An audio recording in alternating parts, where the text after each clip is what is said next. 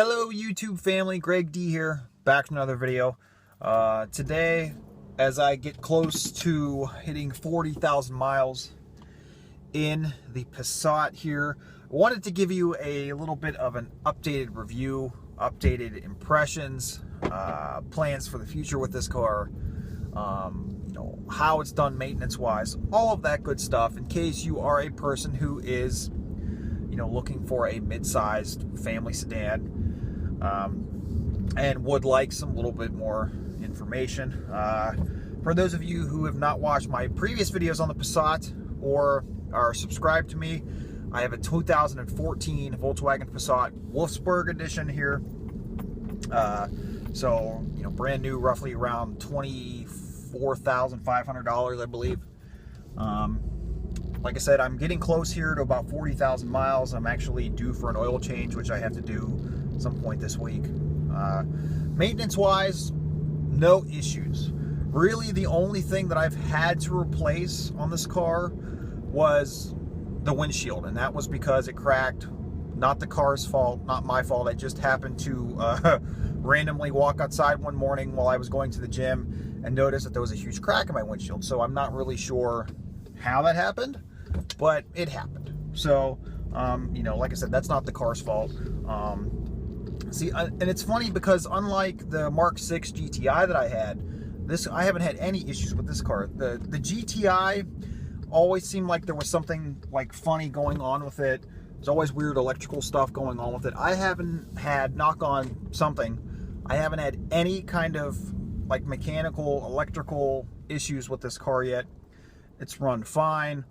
Like I said, no big, check engine light, no having to replace the tires, no, getting into an accident, anything like that. So I still personally love this car, even though it is supposed to be like a mid-size family sedan and not supposed to be performance oriented. It still gets up and goes. Let me tell you, once you put this car into sport mode, because I do have the 6-speed, I have the 6-speed automatic with the Tiptronic. Once you put this thing into sport mode, it acts exactly like the DSG, which is awesome, number one. And number two, I mean, this car is actually pretty peppy. I believe, last time I checked, most sources will tell you that this car will do 0 to 60 in about 7.5 seconds, so that's not really that bad. But like I said, I'm still loving the car. To this point, modification-wise, all I've done is I've tinted the windows, more so for the family, for the kid, in the back. And the only other thing that I've done is an APR stage 1 intake. I do have some more goals with this car, but that'll come as the money comes. I would like to get a stage 1 tune. I would like to buy an exhaust. I would like to buy better tires. I would like to buy some like OE style lowering springs that maybe lower it about an inch or so. I'm trying to think. Gas mileage has been one of my favorite things about this car. 18.5 gallon fuel tank. You get 24 city, 36 highway.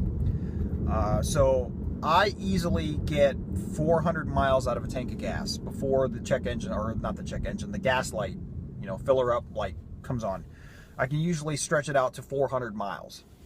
I'm trying to think of what else. I mean, honestly, I still love this car. Everything is still, it still has the new car smell surprisingly in here, like somewhat. The leather seats are great. The leatherette, I should say, the leather, they're great. They're holding up really well. They're comfortable. I love everything about this car. It's a fun car. It's, if you're looking for, like I said, a mid-size sedan that's maybe like a toned down version of a GTI or a Jetta GLI, something that's affordable, because maybe you can't afford to spend, $30,000 on a GLI or a GTI, and you want something that's still going to be practical, going to be fuel efficient, going to be fun to drive when you want it to be, then the Passat is definitely something that you want to look into. Like I said, I have had no issues whatsoever with this car at all, and I'm glad.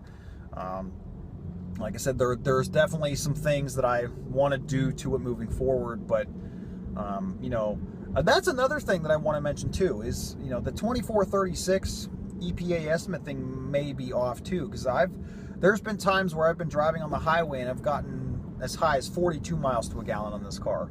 So that's something, you know, that's nothing to sneeze at either. I mean, to get 42 miles to a gallon in this car with an 18.5 gallon fuel tank, I mean, 500 miles, can we say? I'm actually taking this car on a road trip next month. Family trip to Myrtle Beach. We're going to stay down there for a week, so that should be interesting. I'm curious to see how the car does regarding, you know, how far I can stretch out a tank of gas, how these seats hold up.